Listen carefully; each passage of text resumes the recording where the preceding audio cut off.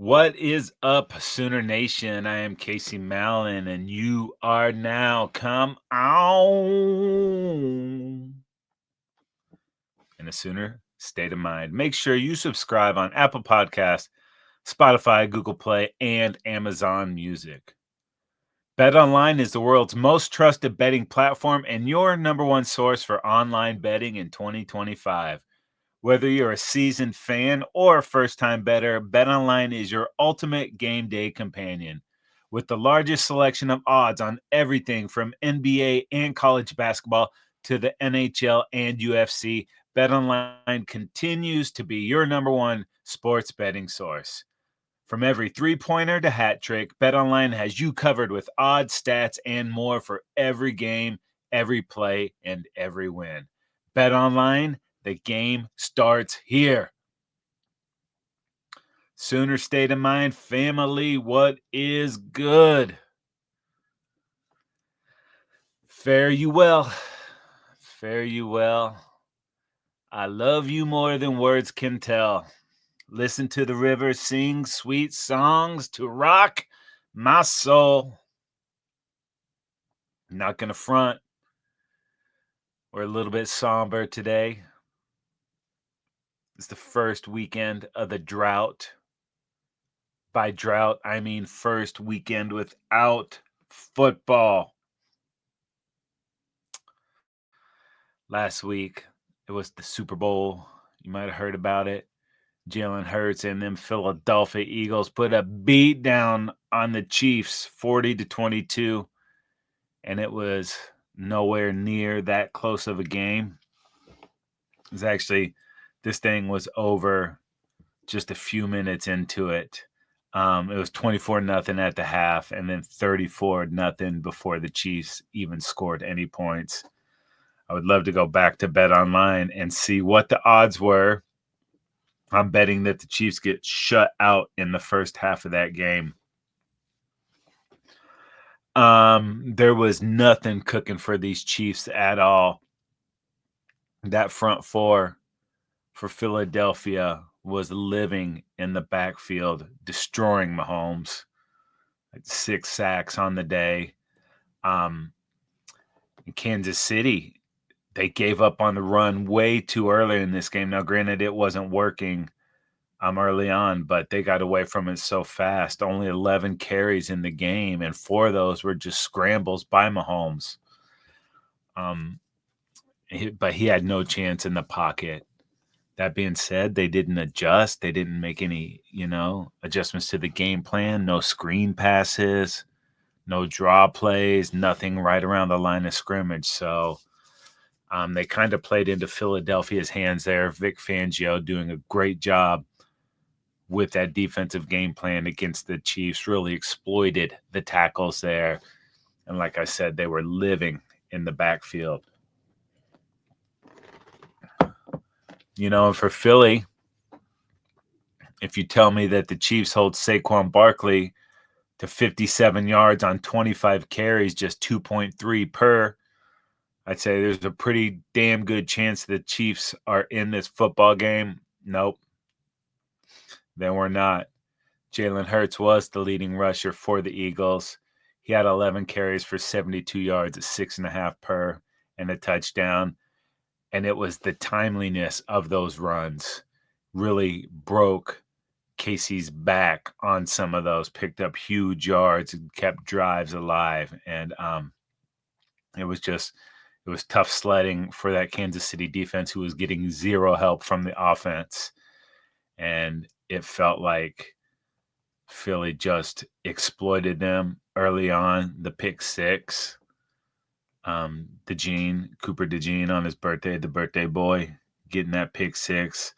I mean, we've seen more of those from Patrick Mahomes this year, more interceptions, more turnovers than in seasons past. He's really had to work harder to get this offense going this season, losing Rashee Rice early, losing Isaiah Pacheco for the majority of the season, having to mix around pushing Tooney out to tackle when he needs to play inside. So Mahomes was dealing with a lot all season long, as were the Chiefs.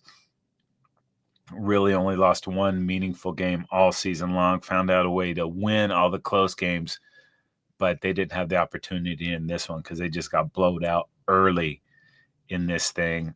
Chris Jones left late in the game with a knee injury. Not late, second half. I wonder. Haven't heard what that injury is. Haven't really sniffed it out, but didn't hear much about it afterwards. But once he went out, you knew that it was closing time for those Chiefs. On the day, 21 first downs for the Eagles, only 12 for the Chefs. 3 for 11 on third down from the Chefs. Philly only went for it on fourth down once. They didn't get it, but they were just moving the ball at will all over the Kansas City defense. To only 210 yards for Jalen passing, but anytime he had that one-on-one coverage, he exploited the Chiefs and made it pay for it. A couple huge passes, big one to A.J. Brown, obviously the huge touchdown to Devontae Smith. Chiefs did a great job against the run game in general, except for those handful that Jalen got out of the pocket with. But the huge thing here was 45 rushing attempts by those Eagles, and I already mentioned it, 11 for the Chiefs, 7 if you take away the scramble plays. So once they gave up on the run and weren't doing anything to offset that pass rush with the screen, try to slow it down, it was a wrap on that. Throw in 3 turnovers, that's never a good thing. And Philly just dominated this game. Time of possession, both of these teams were in the top 5 during the season. In this game, Philly held the ball for almost 37 minutes. So they took advantage of good field position all throughout that game, and they just ate that clock up.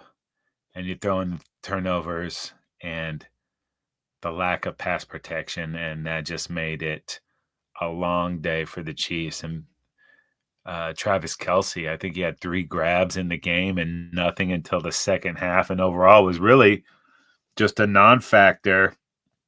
And there's some footage going around showing him not really participating in the block game, something you're not used to seeing out of Kelce. Yeah, 4 grabs for 39 yards. He ends up passing Jerry Rice for the record in Super Bowl receptions, but he had no impact on this game, no positive impact anyways. So that's the Eagles, man. Their second Super Bowl appearance in the last 3 years and their second win since, I think, 2016. There's a young core on that squad. Howie Roseman's put a great team together and has been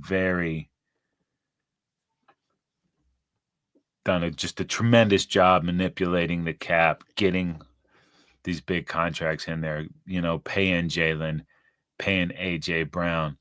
With the draft, all these Georgia guys, moving them in there, and then going out and getting Saquon Barkley, not only getting him, taking him from a divisional foe.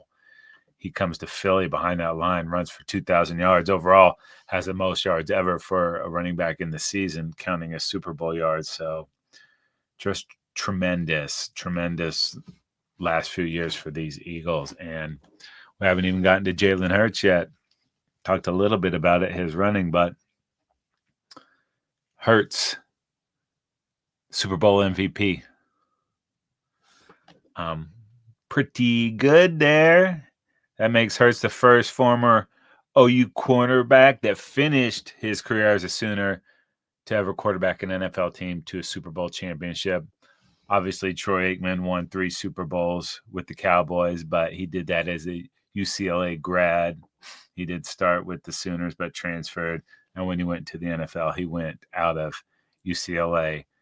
Blake Bell, he's got three Super Bowl trophies too, but he's not played a lick of quarterback. He's done a couple of, running plays on 4th and 3rd and 1, but not a quarterback in the NFL. So Jalen does it, baby. And now the Bama Cucarachas are coming out there trying to claim him, but got his master's from the Sooners when they called his name in the draft from the Sooners, his last college game as a Sooner. So that's a Sooner, baby. So congratulations to Jalen. I'm stuck with it. I don't know if you've seen any of the sounds from the sideline, but he was like, "Man, the last one changed me," and it just lit a fire. And this was already one of the hardest working dudes in the game. Immediately got the respect of the Sooners when he transferred in with the work ethic. Worked on his game, became a more complete quarterback, and he's continued that evolution in the NFL. And now he's got a Super Bowl trophy and a Super Bowl MVP to show for all that hard work that he has put in there. And it couldn't happen to a better dude. This is a guy you can obviously trust your franchise with, makes great decisions on and off the field, and will be the hardest worker on your team. And that's what you want at the quarterback position. So congratulations to Jalen Hurts. It is well earned, my friend. And Hurts makes it 34 former Sooners to have won a Super Bowl. It's a pretty good list. Handful of teams in front of them, but that is nothing to shake a stick at unless you just like shaking sticks. Then you might just be a weirdo. But Super Bowl 60 will be played at Levi Stadium in Santa Clara. And Bet Online already has the rematch of the Eagles and the Chiefs as the most likely matchup, with the Eagles being the betting favorite to repeat as Super Bowl champs. That's at plus 550. Although the NFC East has not had a repeat champion in 20 years. So if the Eagles do make it to the Super Bowl, it will have to be as a wild card team. Hey, however you get there, just get there. It do not matter. But for NFL fans, the good news is every team is undefeated and free agency is right around the corner. But before we get to all of that business, it will be the 2025 NFL Scouting Combine that will begin on February 27th, coming to you from Indianapolis, Indiana. 329 of the top college prospects will do their thing in hopes of hearing their name called in the 2025 NFL Draft coming up in April from Green Bay, Wisconsin. 3 Sooners did get the invite to participate at the Combine. Defensive back Billy Bowman, linebacker Danny Stutsman, and defensive lineman Ethan Downs. 3 of the best Sooners we've had in quite some time, especially on the defensive side of the ball. All of them came back for this last season. It didn't end the way they wanted to, but, you get one window to be an Oklahoma Sooner and play the football there. So what's wrong with taking all of that, getting all you can out of that experience? And that's what they did. And now they're going to try to parlay that into an NFL career. Bowman had 41 starts, a handful of pick sixes, always had a nose for the ball, was getting into it, just very smart, heady player, and he was really turning heads the week of practice leading up to the Senior Bowl. So if he can have another performance like that at the Combine, we'll see if he can sneak his way into the first round there. Now, Stutz did not participate in the Senior Bowl. They haven't really let us know why. I'm assuming that it was to train for the Combine. He finished at Oklahoma in the top 10 in tackles with 378, 36 TFLs, 8 sacks, 3 interceptions, 4 forced fumbles, 37 starts in 47 games. Ethan Downs had a great career with the Sooners as well. He had a knack for the big play, too. Whenever you needed it, it seemed like 40 showed up and got things done. Was a great leader in practice, showed those younger cats how to do it. Relentless motor, maybe not ideal size, but I think the work ethic probably gets him an invite to camp. At worst, an undrafted free agent invite. But I think someone takes a chance on this guy, and hopefully he can work his way into special teams, kind of figure out this whole NFL deal, and then parlay that into a bigger role. So it will be good to see these guys fight in the combine and see if they can get a little push up that ladder and get into an NFL camp. Don't forget Stutz was an All-American and a Buckus Award finalist in this last year. And Downs started 37 games, 110 total tackles, 12 and a half sacks. Now, those three Sooners that are going to the combine are 3 of 46 from that 2024 roster who will not be in Norman for the next season. 20 of those players done eligibility, and 26 entered the transfer portal. Bummer to see some of these cats go. Mentioned Billy, Ethan Downs, Trace Ford, Branson Hickman, Jake Roberts, local kid, Stutz, Tarquin, Dejounte Terry. Oh, I want you to back it up, Terry. Casey Thompson, Woody Washington, Caden Woolard, all done with college eligibility. And out of the transfer portal, Jaquez Petaway, JFA, was going to Auburn. Nick Anderson to LSU. Caleb Hicks going up the road to little brother. Still be rooting for that guy. I have no animosity towards Okie State. Maybe some of their jerk fans, but I'll still be rooting for Caleb Hicks. Chapman McCowney's going to Central Arkansas. Bauer Sharp to LSU. Bates and McClure. Bates going to SMU. McClure to Tulsa. Connie Walker going to Arkansas. Makari Vickers, that one does hurt a little bit. He's heading out to prime time, play with Dion at Colorado. J.J. Hester, he lands at Kentucky. Jaleel Farouk, he lands at Maryland.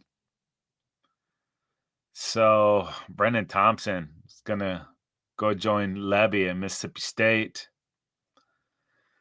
And Lewis Carter, that one hurts a little bit too. He's headed toward UCF. That one I didn't really feel like it was going to happen. I don't know why he was bailing. I thought there would be a bigger role for him. Maybe not. Maybe he's got some of these cats had meetings with the staff and we're told there might not be playing time for them next year. I can't imagine that was the case with Carter, but something got in his craw and he felt like he had to bounce. So best of luck to all those Sooners, except when we're playing them. Really looking forward to that Auburn game and that LSU game next year. Going to be super, super tasty. Speaking of LSU, what was it, 4 years ago when Tebow said, I will not be the next head coach at LSU? That kind of started the coaching fiasco and all the movement. Stoked how it turned out now. Love BV and the crew, but all season long there was something going on. Seth Luttrell wasn't the fit at OC. And ever since then, it seems like we haven't gone a week without talking about an OU coach or coaching change. DC bounces. Lebby last year, just like it's been constantly in flux, people moving in and out. And last week, it felt like we were going to lose another one that's near and dear to Sooner Nation. Kind of came out of nowhere, but luckily we got to keep our guy, Coach Demarco Murray. James Franklin and those jerk-ass Nittany Lions were sniffing around the Sooners, specifically Coach Murray, trying to pry him away. And that's coming on the heels of stealing Jim Knowles from Ohio State, and depending on who you ask, stopping Knowles from joining BV's staff here in Norman. But a big raise was not nearly enough for Murray to jump ship. Coach Demarco is staying put for at least one more year.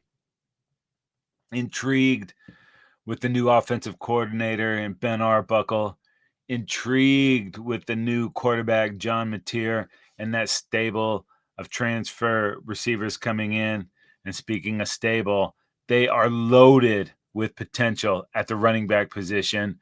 Javante Barnes coming back, Taylor Tatum, Xavier Robinson. I don't know if there was anybody we were more stoked about than that cat. And Murray likes what the Sooners have cooking. Obviously, Penn State was in the playoff last year and advanced even. Could have gone there. Very successful program. Got a lot in place. But Murray says, no, want to stay with my Sooners, baby. And that is coming off of last year. Remember when Ohio State came sniffing around trying to poach Murray, and he gave those Buckeyes that stiff arm and said, thanks, but no thanks. I am a Sooner.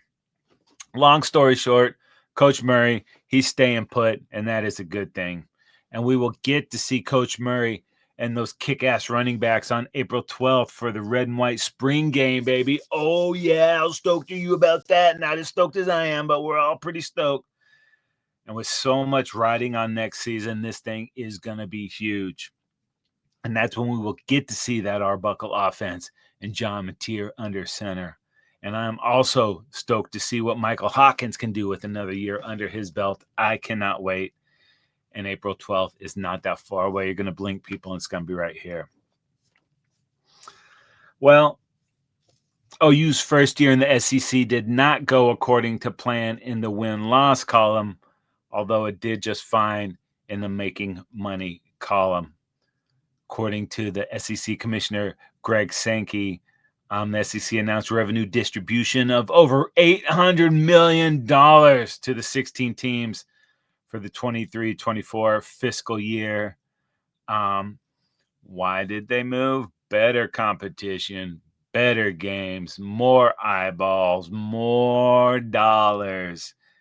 And that, when you're working close to a Billy, that is not bad.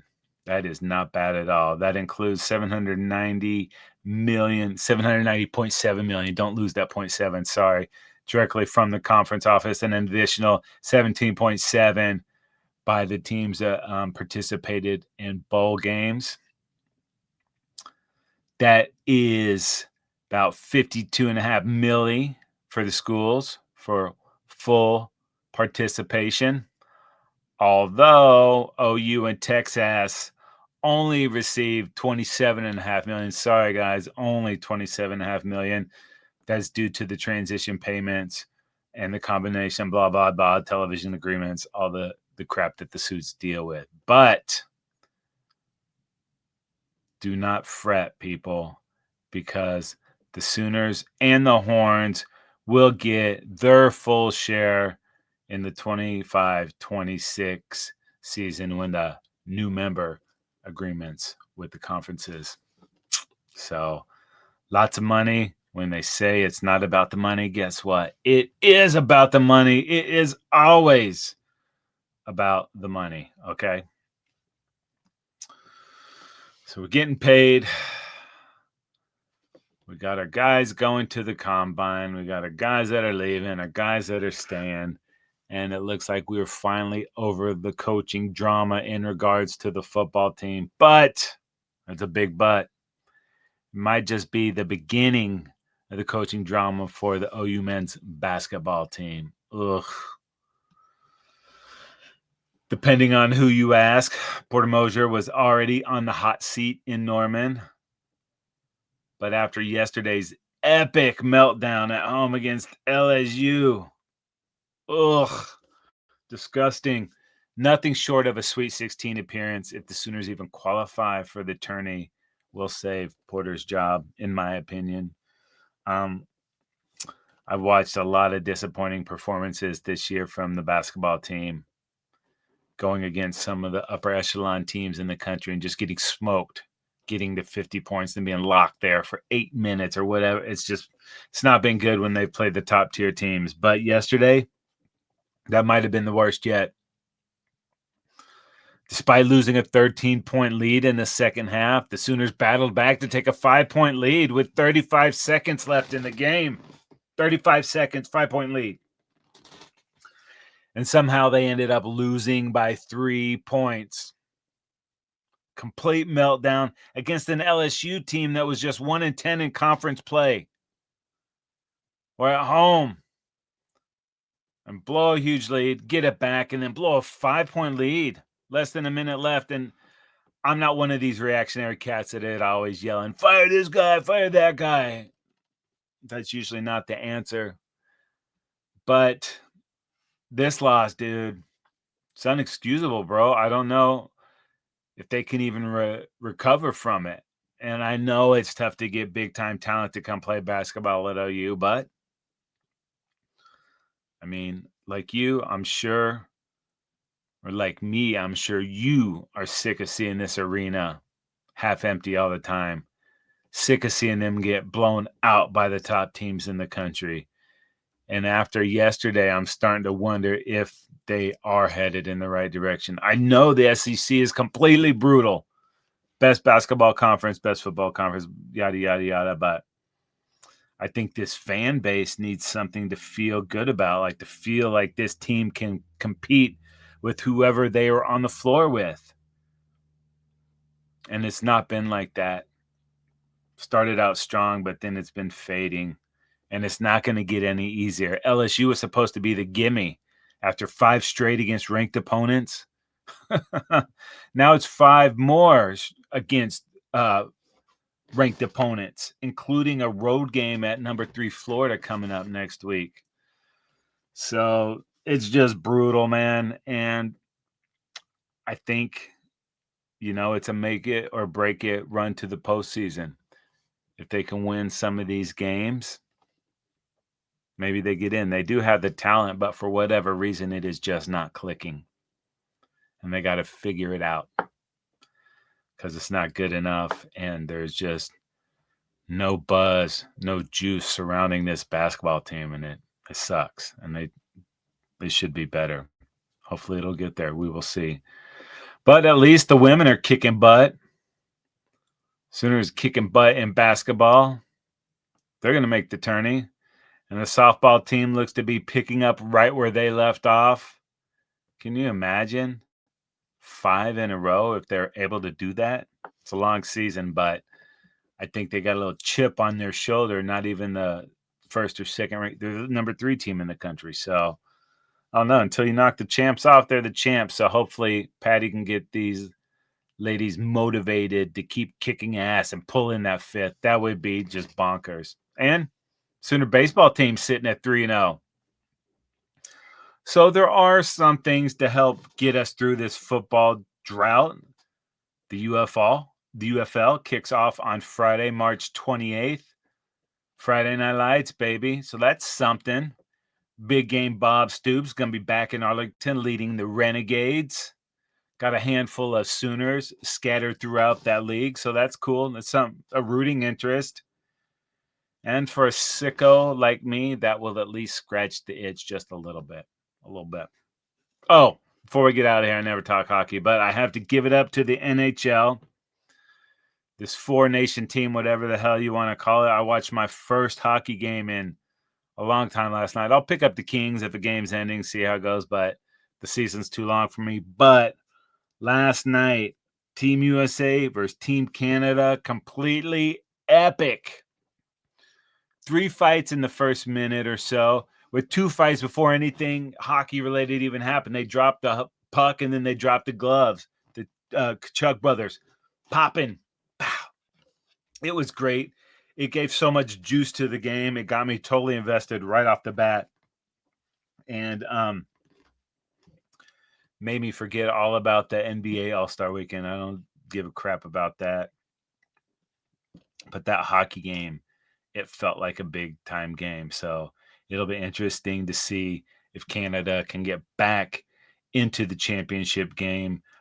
Team USA does have one more round robin game on Monday, but they did qualify for the championship game with that win against Canada. So it will be interesting to see what happens.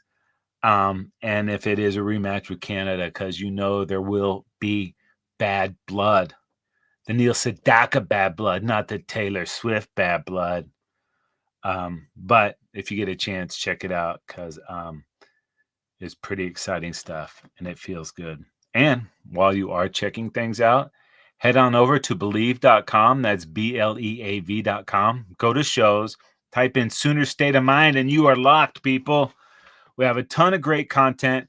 Every team, every topic, everywhere. Believe.com. And if you want to watch Sooner State of Mind, head on over to YouTube and search the Football Dudes. We are there, people. Sooner State of Mind is brought to you by Bet Online. My name is Casey Mallon, and I am in a Sooner State of Mind.